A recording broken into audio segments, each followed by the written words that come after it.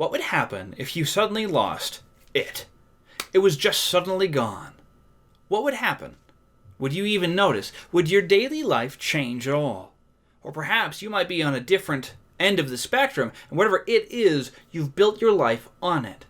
And as it falls away, you're forced to ask yourself, how am I going to go on living with joy? How will I reconstruct my understanding of both myself, my community, and God Himself?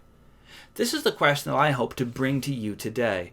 Hello, it's Alex here again with another daily devotion for you, my friends and family at Bow Valley Baptist, as well as any other brothers and sisters who may be tuning in. We're going to be taking a look today in the Gospel of John in chapter 4, where Jesus is speaking with a Samaritan woman. And we see here in verse 19, she poses an important question. Verse 19 reads, "Sir," the woman replied, "I see that you are a prophet. Our fathers worshipped on this mountain, yet you Jews say that the place to worship is in Jerusalem." This question is so important to the woman that in the moment that she believes that she has access to a prophet of God and can have perhaps the voice of God confirm some of her cultural traditions and cultural beliefs, that this is the thing that she's going to bring to him.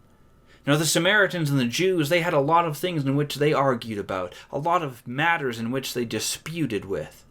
And one of them was the question about whether or not it was correct and faithful to worship on Mount Gerizim or in Jerusalem at the temple.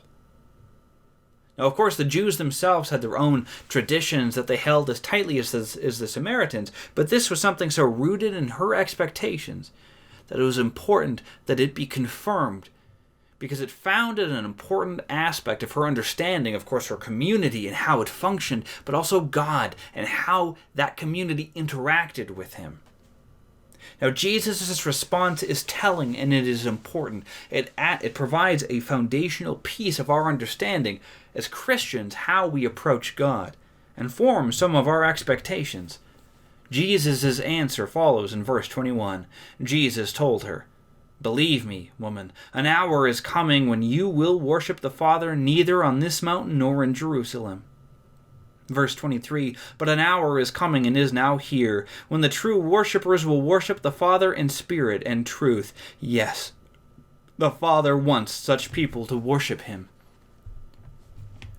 When this woman asked Jesus this question, the thing that was so important to her that if it suddenly disappeared, was her cultural traditions, was her faith traditions, and how she reached out to God.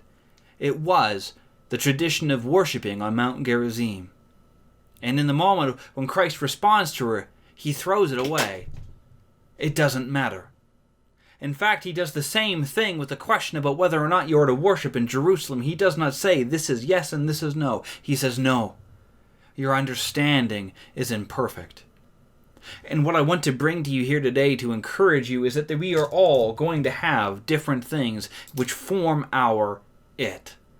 A core and central matter which is of great importance to us that we frame our expectations and our understanding around. We might frame our comfort and our trust in God around when we shouldn't, because they are not God Himself. They are not the work of Christ. They are instead something extra.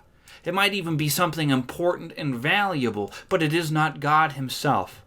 So consider, for some of us, and I admit this can be me, is that it might be where we worship.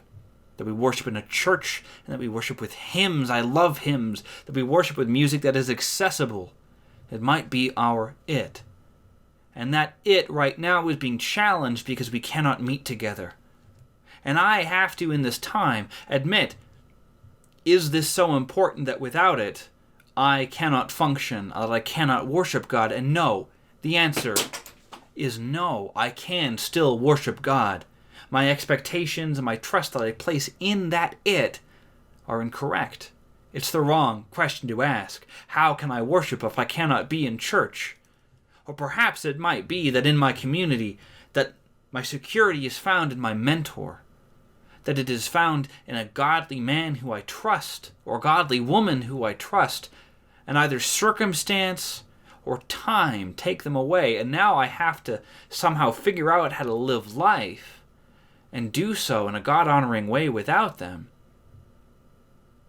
But it turns out that's still the wrong approach. That's not where my expectations should lie. That's not where my trust should lie. It should be in God himself. It is not that we should worship on Gerizim. It is not that we should trust our security to the godly men and women around us. It is in God who we should trust. Now for you, it might be something else. It could be anything else. There's so many choices we have, and would incorrectly put our value and our trust. And I would ask you today to consider, what is your it, that if it suddenly disappeared, that you would be rocked, that you would be challenged by its absence. Because here in this moment in our little story, the part that we cannot read is that the Samaritan woman chooses well. She is challenged by Christ to see that this it is not the important thing. Traditions can have value, but that our relationship with God comes first. That must be the central thing. And these other its, we need to measure. We need to check them. We need to see whether or not they are in fact helpful, or they hinder us, whether or not they are a crutch. So my friends and family, whatever it is today, consider, if I suddenly didn't have it, I would be so deeply challenged it would cause a crisis in me. And I want you, if you can, if it is the right thing to do, to put it down. Because you don't need it. Don't put your trust in it.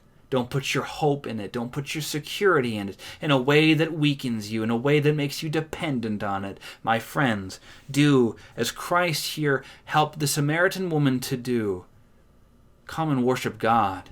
Put your trust in God, not in traditions or locations, but God himself. My friends and my family, there is joy and peace if we do that. I hope that you are all well. And if there's any way that the church can assist you, please be sure to let us know. And if there's any topic that you'd like to be addressed in one of these daily devotionals, please comment below. Interact with us. There's so many things to talk about, and we're interested to hear from you. Even though we are apart in these strange days, we are still together. The family of God is never separated by distances.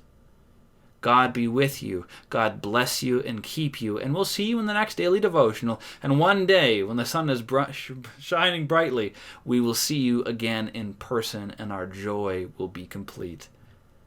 You all take care now, and I'll see you next time.